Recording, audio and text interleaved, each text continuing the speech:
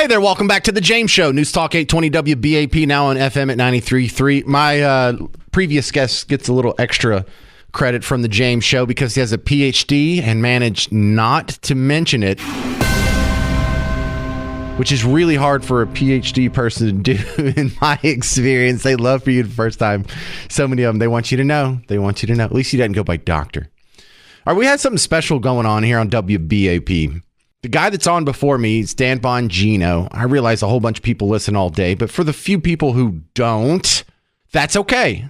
Dan Bongino has been in a unique position to do some real special radio because he is a former Secret Service agent, was on Secret Service details for under the Bush administration and Obama. In fact, he's been on the presidential detail himself. He's been on presidential details where Jenna Bush had to go to someone's wedding in college, and he was on, he talks about these in depth. And so he has a level of experience that no other talk show host has, myself included, and as big and ridiculous as my ego is, and I have a huge head and all that. He's doing better radio than me. He's explaining this better than me because he knows all the terms. He's like, this is a POT or this is a SAT or this is a, like you'll hear. I think he uses the term hard car in here, and that's you and I just drive around in a regular car. For anything that's on a Secret Service protection detail, they get a regular car and then they take the doors apart and they put armored plates in them and then they put the doors back together and bulletproof windows and all that good stuff. But he knows this stuff, and he knows it fluently, so it's just rolling off of his tongue. And I'm tired of telling you how good it is. I actually pulled a clip from this morning's show just to play it for you, and this will kind of set up our next little topic here. There's still some more details on Trump's shooting coming out that make the picture less clear than it was previously. This was this morning on WBAP. You should not be hearing about this on this show. Or if you do, it should be in the mainstream media minutes later. I'll give you an example of what I mean. Friday, we broke an incredible story on this show again from credible insiders, more than credible insiders, that the Secret Service had some kind of a de facto, if not de jure, policy about counter sniper assets, that if it wasn't within a kind of undefinable driving distance from Washington, D.C., I say undefinable because it seemed kind of discretionary, that the DTD, the Donald Trump detail, wasn't going to get counter sniper assets and didn't. Do you understand how incredible of a story that is? That Donald Trump was possibly susceptible to a sniper attack because the Secret Service didn't want to fly counter sniper uniform division officers to certain Donald Trump assets, even if the security arrangements dictated as such. We broke this on the show. It still has not made the mainstream media outside of one guy, and I want to give him credit because, again, Friday I was a little upset. Senator Ron Johnson and his team reached out immediately after immediately. I don't do it, but Jim, I would show you the text. I mean, within seconds of me getting off the air and said, we need to talk. He's on it. I was very impressed. You almost never see that kind of follow-up from these guys. You just don't. There are very few who do that. And he's looking into this. He said he's on it, and he's going to look into it. Responded publicly, by the way, on social media. And I appreciate that. Folks, that is a shocking piece of information. Donald Trump may be alive today for one reason. Forget Butler County, PA. I'm not even talking about that tragedy.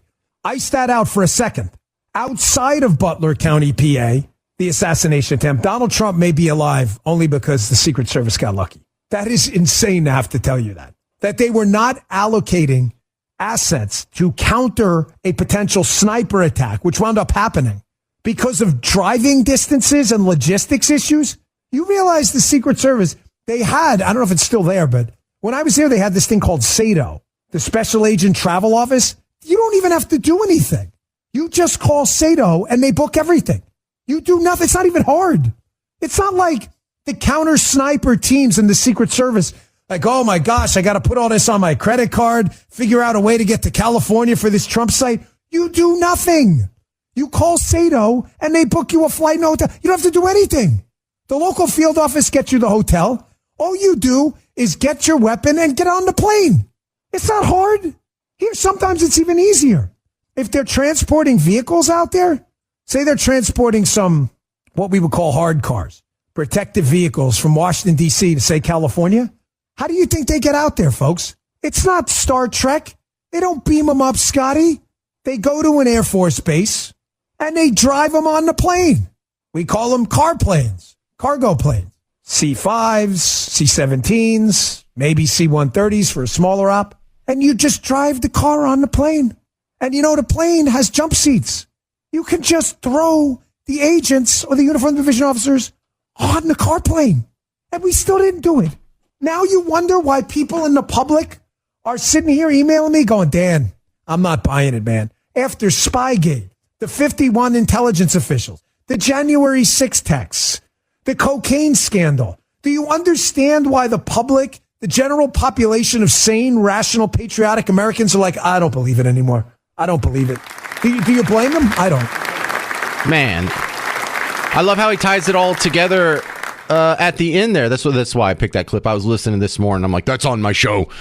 Because he's right. This isn't like, oh, we boo-booed. We just had a bad day. There's a pattern, just absolute incompetence on the Secret Service part, and just conveniently all flows one direction.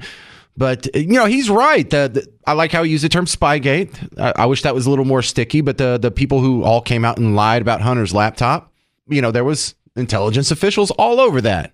That's interesting. How the text disappeared from the Secret Service people on January 6th. Oh, that's super suspicious. The radio communications has disappeared from the day of the Trump shooting. Oh, that's a little suspicious. But really, the one thing I forgot to loop in there when I was talking about this last week is the little cocaine baggie. Secret Service can't get to the bottom of. I mean, it's Hunter's cocaine bag that was found in there. I mean, we've had the White House since like 1803, and aside from being burned down for a couple years, we've had a contiguous string of residents living in there without cocaine being found until some guy that you've seen smoking just tons of crack on video shows up, and there's a cocaine bag. And jeepers, Secret Service couldn't get to the bottom of this mystery. They did find every grandma that just loitered through Statuary Hall without even knocking over the velvet ropes. But now it's not funny anymore. Now if Donald Trump hadn't looked at a chart, he would have his head pop like a watermelon. That's a big problem. And I'm not saying that this was a setup or the Secret Service was in on it. I think the more likely explanation, just from what I heard from Bongino and the rest of the data points, is that they've just been entirely sloppy for a long time, and we're just lucky this didn't happen sooner. Congratulations to Dallas resident Nick Fink, who won a silver medal in the Olympics for the breaststroke.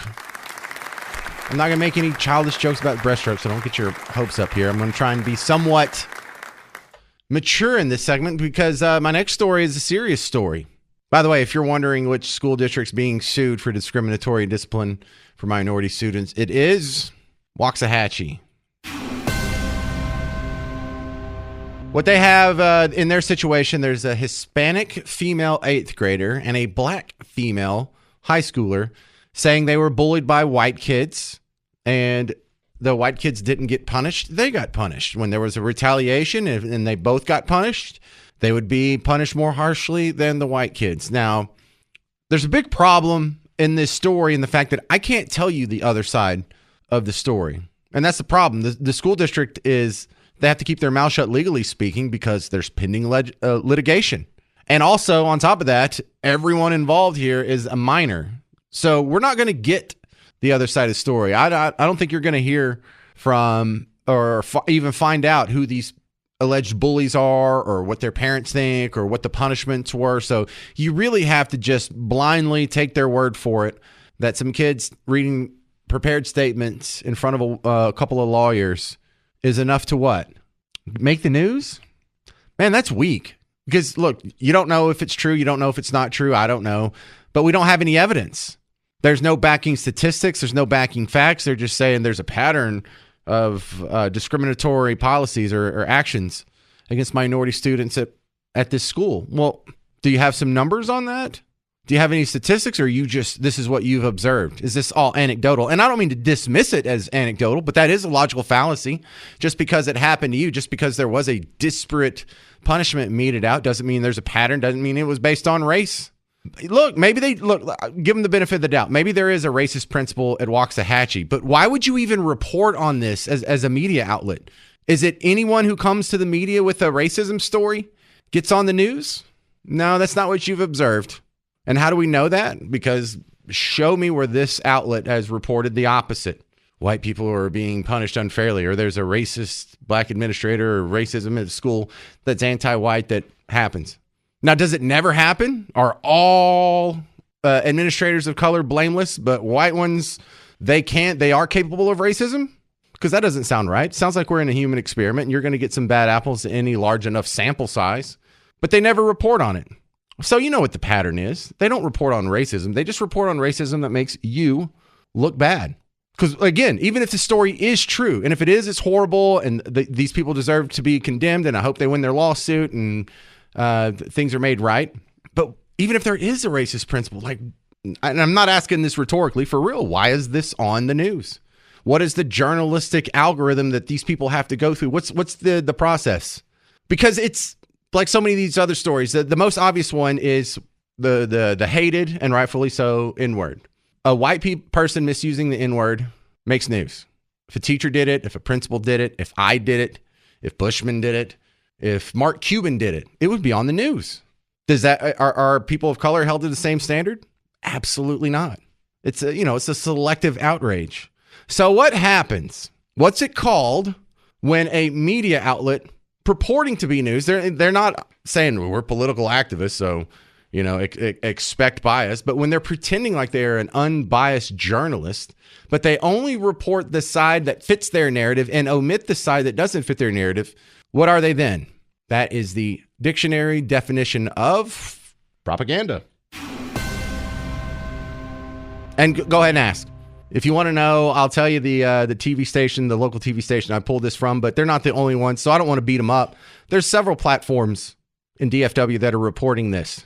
Can we go? It's so much like that first caller we had, the lady from Murphy. Yeah, Mandy from Murphy. Because I have the same question. Mandy was concerned about presidential immunity and the presidents not being able to be sued for their official acts as president. Well, that's the way it was for all of American history up until President Trump. Did you worry about it before that, or you just don't like Trump?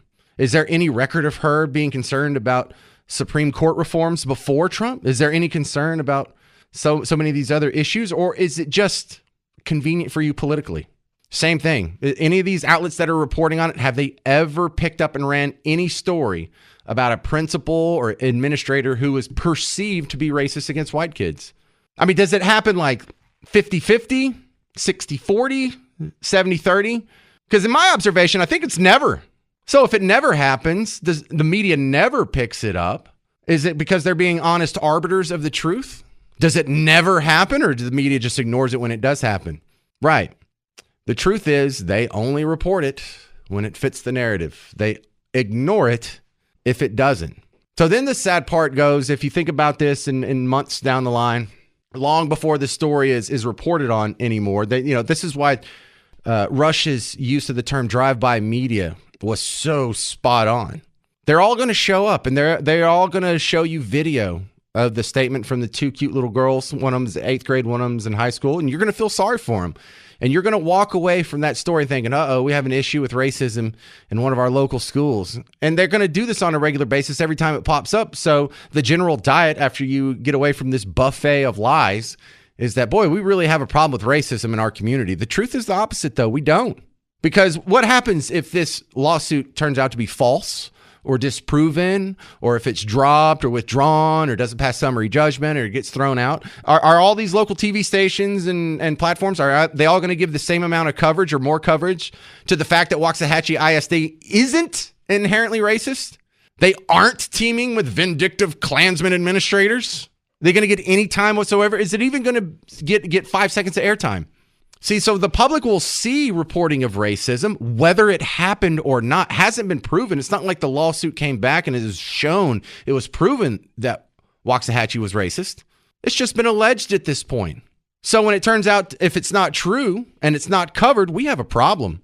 Because you can repeat this pattern, you can repeat this lie every day for years, and you can ignore any evidence that disproves it, and you can easily see why people come away with the idea that the country's biggest problem is white supremacy.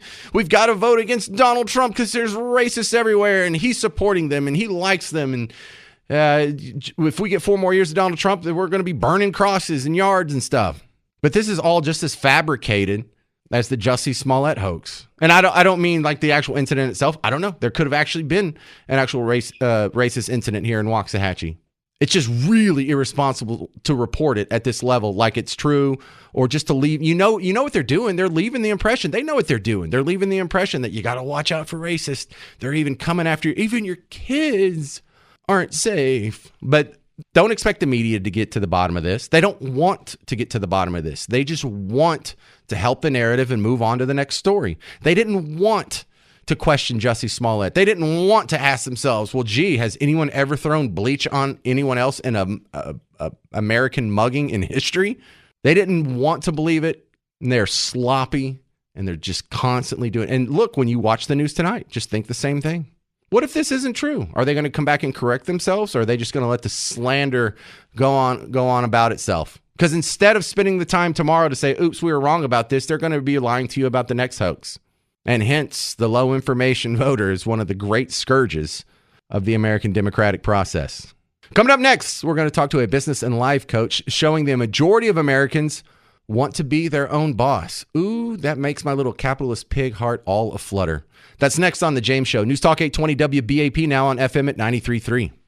Hey, welcome back to The James Show. News Talk 820 WBAP, now on FM at 93.3. Your president speaking right now in Austin.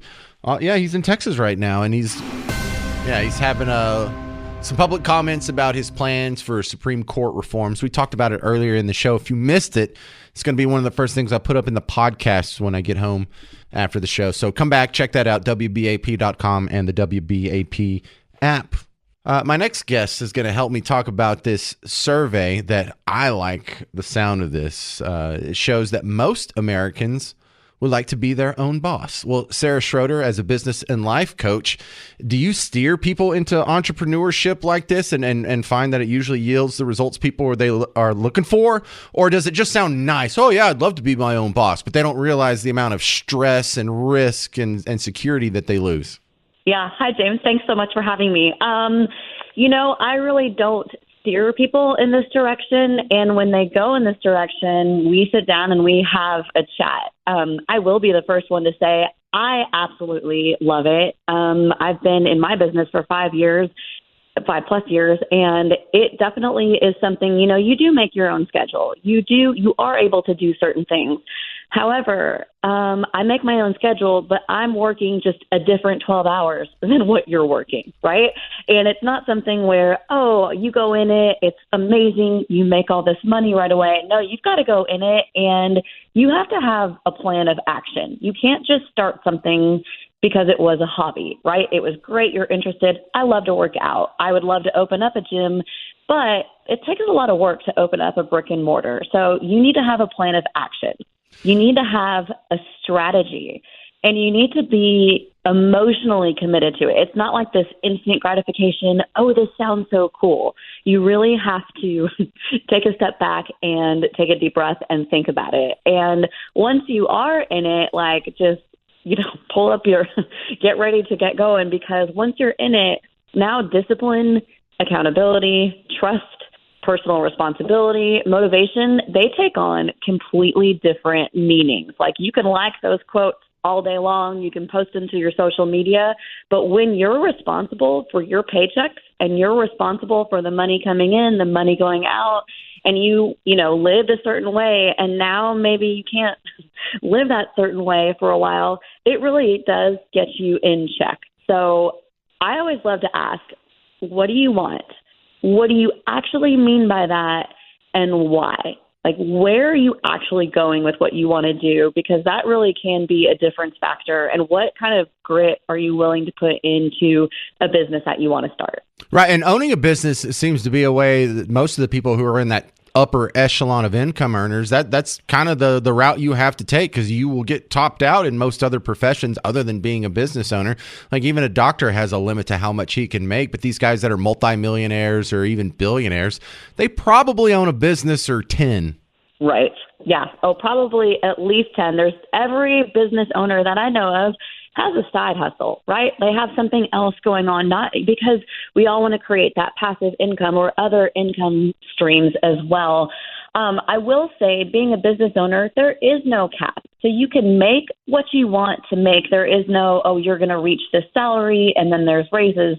However, again, what amount of work are you willing to put in it? Are you willing to hustle for, several years to now go to Bali or go wherever you want and spend all the time in the gym and do this and do that?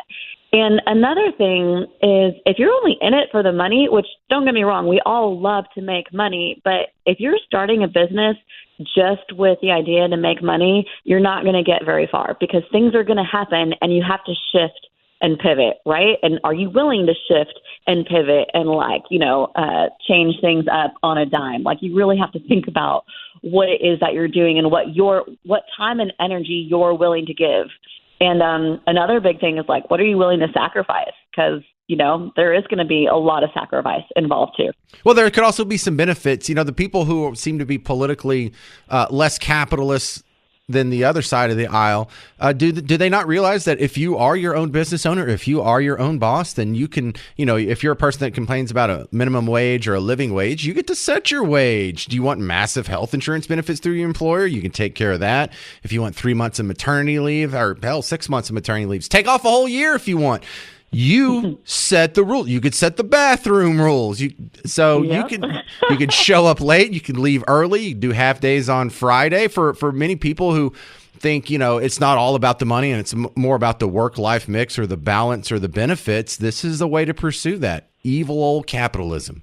Evil old capitalism. But you know what? You said something like that work-life balance. Does that really exist? Because, yeah, you can take off Fridays, but where is that? What are you doing so you can take off Fridays, right? Like, you can decide to only work 3 hours a day, like Monday, Wednesday, Thursday. What else are you doing with your time, right?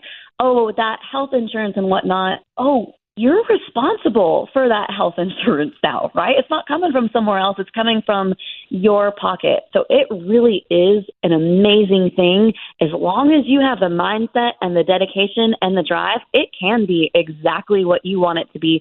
Absolutely. But you got to work for it, just like you do when you're in another job. So, Sarah, at what point do people come to you to say, hey, I need a little coaching when it comes to my business? They come to me when they're completely stuck. They've hit a certain point. They don't know how to get from point A to point B.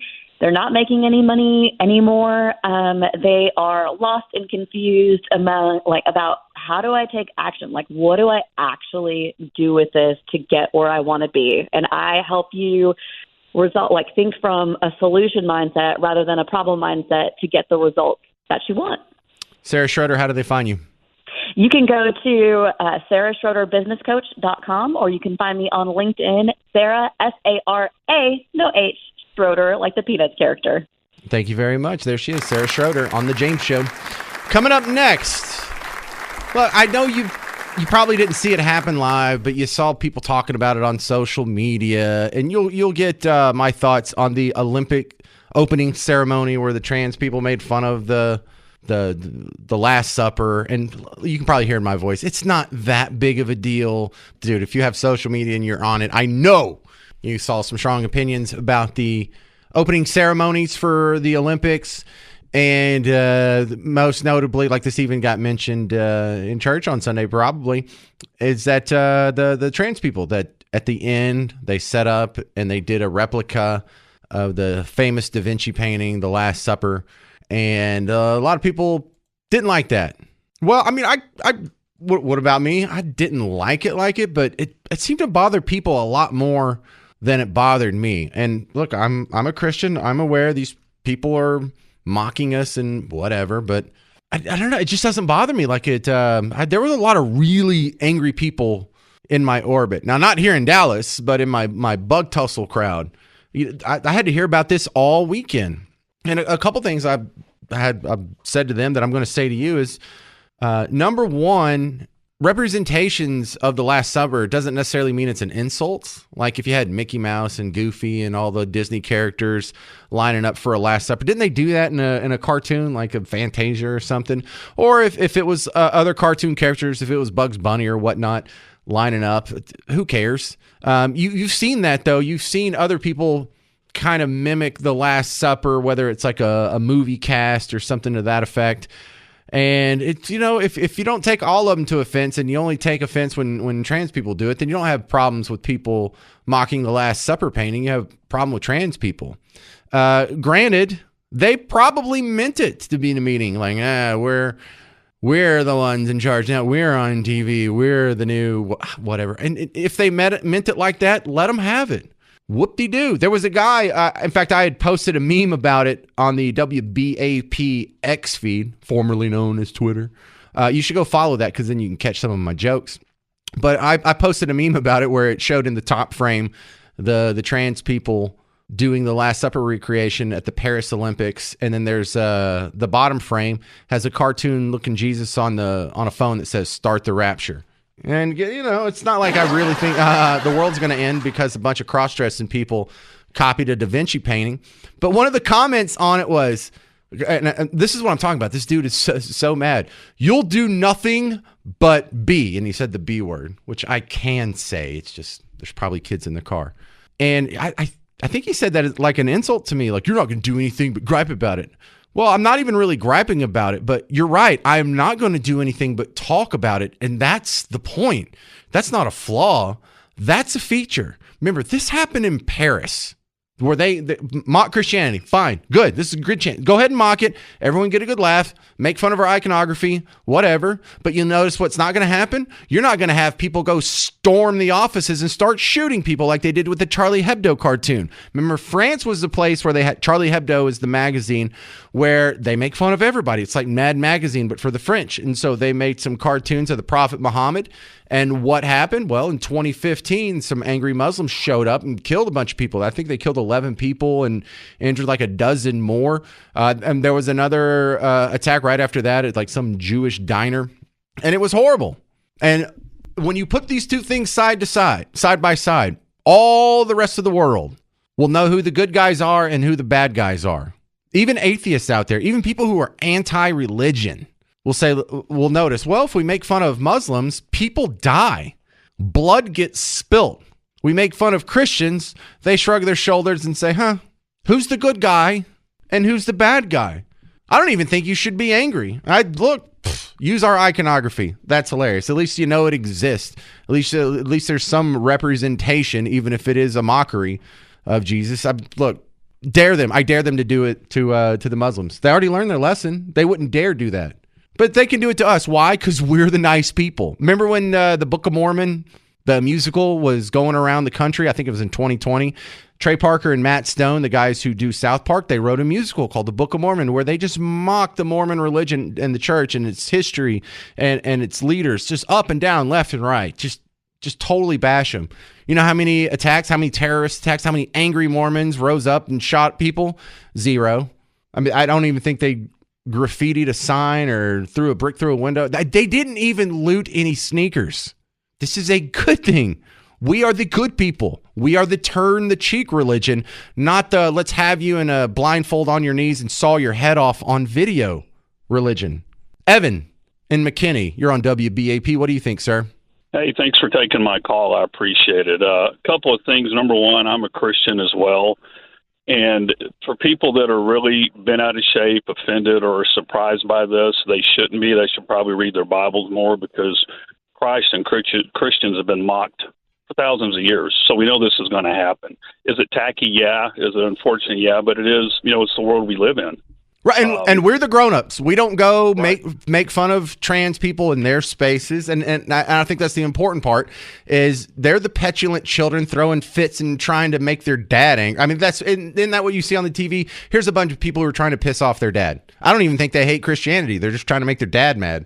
Well, you're exactly right. And two things about that. I read this morning that I don't know if it was one of the trans people that was in the actual opening ceremony, but one of them was quoted as saying, yeah, I'm glad it's causing an uproar. I'm glad it's getting people divided. So that right there tells you the true extent, the intent. Yeah, that was the chubby Jesus. Yeah, the chubby trans Jesus was the one who said that. Okay. Well, not to be sacrilegious, but I mean that's what I'm sorry, I'm just out of time. Evan in McKinney. Good call though. All right, that's going to about do it for the James Show. I really appreciate you hanging out with the show. But remember, when I'm not on, you can still get some James Show action. I know the average Texan is on their phone for 3 hours and 16 minutes a day. You can squeeze some James Show podcast into your phone time. Next time you're on the throne and you're just going through your phone doing your business, remember me. All right? It's not that hard. You go to wherever you're already listening to podcasts and you type in James Parker or you type in James Show, whatever. I'll pop up. You know how these things work. There's no excuse. Help a brother out. I got kids. Stick around. Coming up next, Mark Levin. You know, he's going to have some strong opinions, maybe about the Olympics. But look, he's a guy that has tried cases in front of the Supreme Court. So you're going to want to stick around and see what he says about these Supreme Court reforms coming up next. I'm James Parker. This has been The James Show. News Talk 820 WBAP, now on FM at 93.3.